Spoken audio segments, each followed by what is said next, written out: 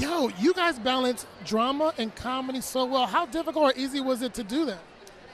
It's actually really, I mean, I wouldn't say it's easy, but it's actually quite true to life. I feel like you find those really awkward moments that are inherently funny because grief and sadness does have levity within it. And I think the dynamics that we showed and us being a family really played into that comedy because there was already an inherent sort of vibe that we created because we just liked each other and we were already a family going into it.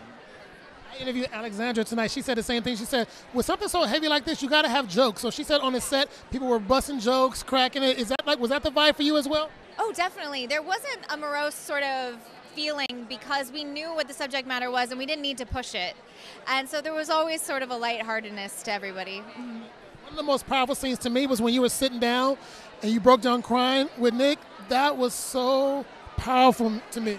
Thank you. Such an amazing job with that. What was it like working with Nick? It was so great. I think he's so incredible in this movie, and we're all just so proud of him. But also, it seems so seamless. Like it's still sort of baffling to me that this was his first leading role because it doesn't show at all.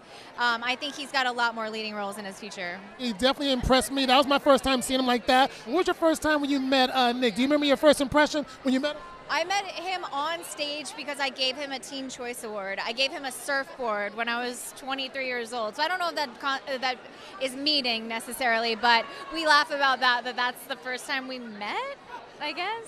Very, very like regal and cool. And it's like now you guys are working together. That is so cool. What do you hope people take away when they see this movie? I hope they feel a little bit less alone and connected to other people. Everyone has gone through grief. Everyone has gone through a parent, a grandparent, a brother, sister of something like this. And I feel like a lot of times we feel like this has to be very isolating and sad. And although it is, I think it's really about us all connecting with each other through it. Yeah. You know, I want to know about the love story between him and Alexandra, Ren and Zoe. Can you resonate with that at all, with that love story that's going on? Oh, yeah. I mean, I think that it's always really important to find someone in your life that you can just trust and let down your walls. And it helps that she's a therapist in this movie. That's never been I'm searching for the people who are in therapy or are therapists because that is helpful. But, yeah, it's always nice to have someone that you can just be yourself with, especially in times of grief. Before you go, last question. You do music.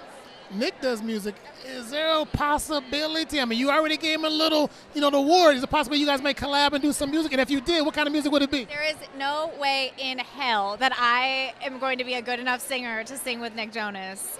I'll interpretive dance in the background or maybe do a little beat, but no singing. I'm also totally kidding about that. There's no way that he would ever allow me to even do that, so probably no.